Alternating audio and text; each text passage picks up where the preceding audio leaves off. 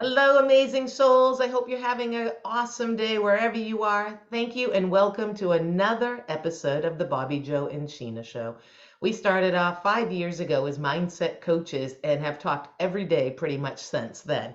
And here we are to share with you the little tidbits that we've learned along the way and how we help our clients.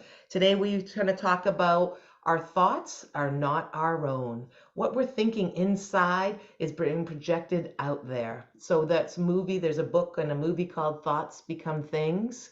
That's definitely the case. Sheena, take it away. So it's just, it dawned on me that if you get caught up in yourself, because so many times we get caught up in our own worry and anxieties and the poor me story. And I only say that because, did it so many times and still fall into it every now and again as well. And it's just, I recognize is that if I do the poor me story, then what am I sending out to the world? Because we are transmission devices. Basically, that's what we are. Thoughts are all over the place, and we can choose a good thought or we can choose a thought that's going to lead to basically a love-based thought or a fear-based thought. So whatever you're thinking and getting emotionally involved with, you're giving that to everybody. And here's the thing, what's really funny is the love-based ones go far and wide, and see the negative ones, they stay close to home. So like, don't worry, you're only just hurting the people around you.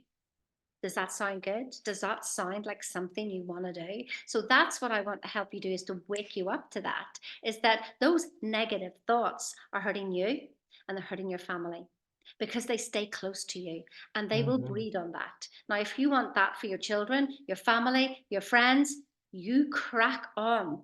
Can I wake you up enough for this? Can I? Hand it over to Bobby Joe.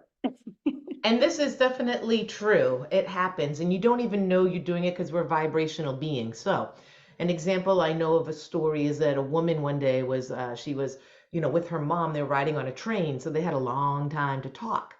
And she realized her mom told her a story that she never knew. And her mom was adopted by her aunts.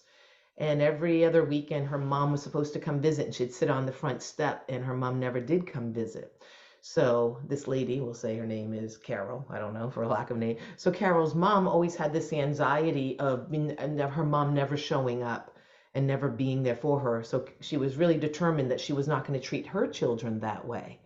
And so, even though she had the anxiety, she always showed up for her kids, always on time, and always was there so that they wouldn't have the feeling of being left behind like she had had.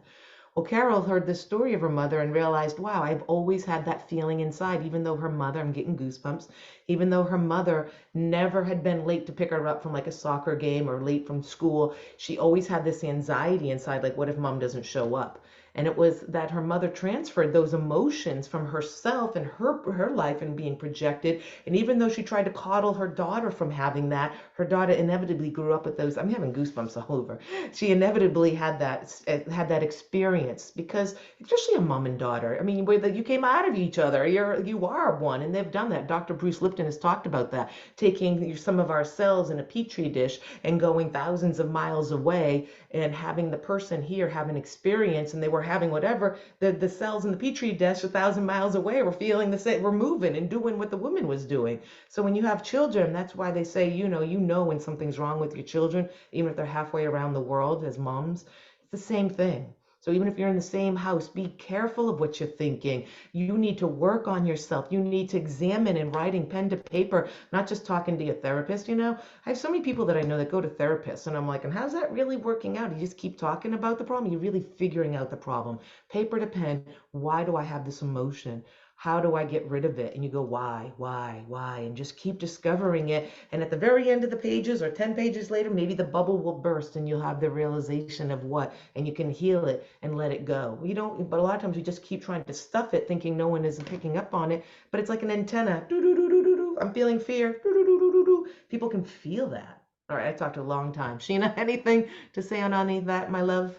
No, that's an amazing story. And, I see the things that I've transferred across to my kids and what was transferred into me. And it's just Mhm. when your awareness is your savior. So live in awareness, be aware of what you're thinking and what you're feeling and choose what you want to do. Like literally every single time. You cannot go to sleep. End of story. So, yeah, thank you for watching. Like, share, subscribe.